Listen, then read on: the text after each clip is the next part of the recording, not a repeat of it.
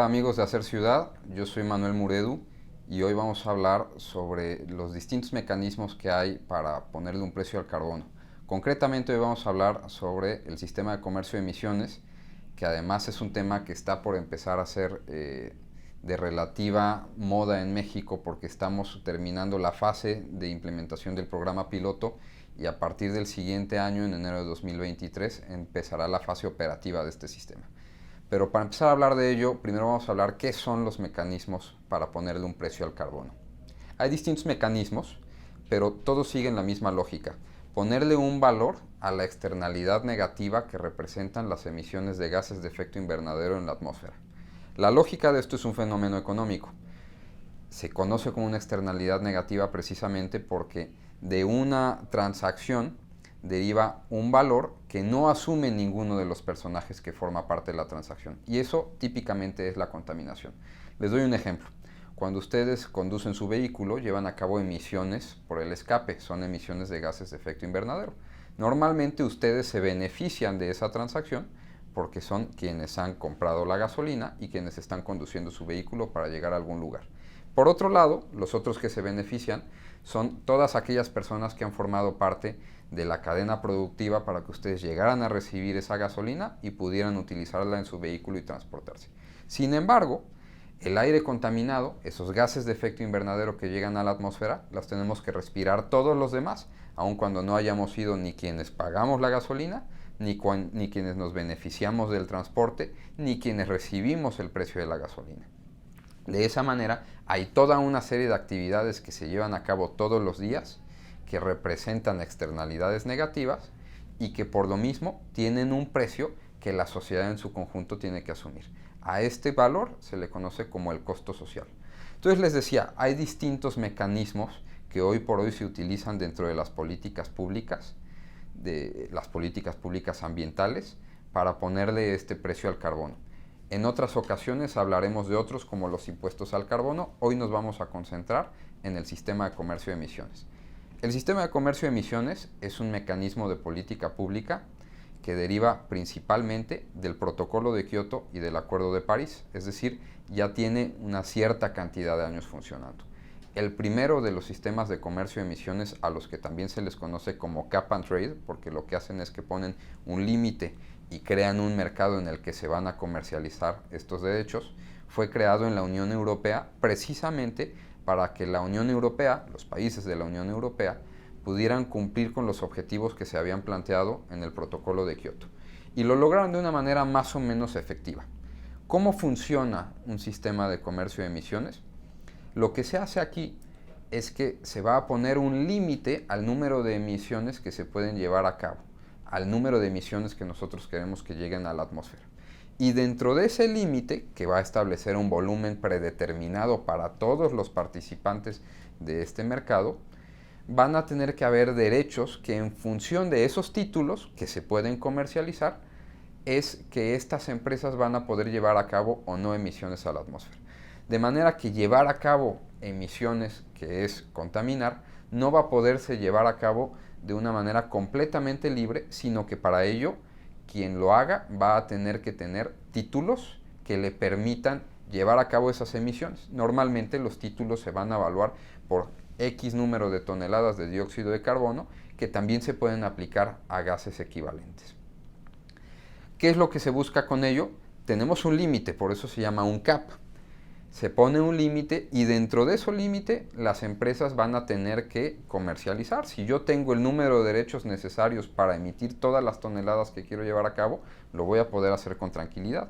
Pero si en realidad yo tengo que emitir más, lo que las empresas van a tener que hacer es adquirirlas de otros participantes en el mercado. ¿Qué es lo que se busca? Situar el precio del carbono en el valor que es más eficiente para el mercado. Y para quien sea más barato llevar a cabo emisiones, lo que hará será adquirir esos títulos. Quien en cambio le resulta más barato reducir sus emisiones, ya sea porque lleva a cabo una innovación tecnológica, mejore sus procesos, lo que va a hacer es implementar esas soluciones en su empresa y por lo tanto tener ahora títulos que ya no va a utilizar porque ya no va a estar llevando a cabo esas emisiones a la atmósfera para poder comercializarlos con terceros que sí los van a necesitar. ¿Cuál es entonces el gran objetivo? Reducir las emisiones y establecer un límite de cuáles son aquellas que se pueden llevar a cabo. Según datos del Banco Mundial, para abril de 2021 existían cerca de 30 sistemas de comercio de emisiones ya funcionando o en proceso de ser implementados en el mundo. En México, el sistema de comercio de emisiones hoy está en la parte final de su programa piloto y será a partir del siguiente año que comenzará con una fase operativa. Y la lógica de esto en México es que es un sistema creado a partir del artículo 94 de la Ley General de Cambio Climático, a partir del cual las empresas con un cierto volumen de emisión anual de 100.000 toneladas de dióxido de carbono anual tendrán que estar llevando a cabo operaciones dentro del sistema de comercio de emisiones. ¿Qué se busca con ello? Que México pueda cumplir con los objetivos que ha asumido en el contexto del Acuerdo de París. México en el Acuerdo de París se comprometió a reducir sus emisiones de gases de efecto invernadero hasta en un 25% para el año 2030, tomando como referencia la línea base que tenía México de emisiones para el año 2000. De esta manera, desde el año 2020, México ha estado implementando de una forma gradual, todavía no sancionatoria para las empresas que tienen que participar, este nuevo sistema de comercio de emisiones. A partir del siguiente año, la cobertura del sistema se va a limitar a emisiones de gases de efecto invernadero, particularmente dióxido de carbono, y está dirigida concretamente a dos sectores de la industria. El sector energía, que contempla la generación, la explotación, la producción, el transporte y la distribución de los hidrocarburos, y la generación, la transmisión y la distribución de energía eléctrica.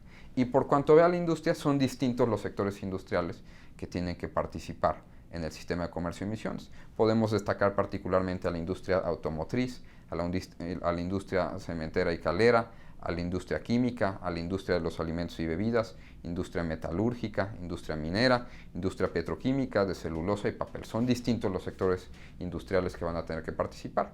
Y está estimado que una vez que entre en funcionamiento el sistema de comercio de emisiones en México, serán cerca de 308 los establecimientos que van a tener que participar en función del volumen de emisiones anuales que realmente tienen.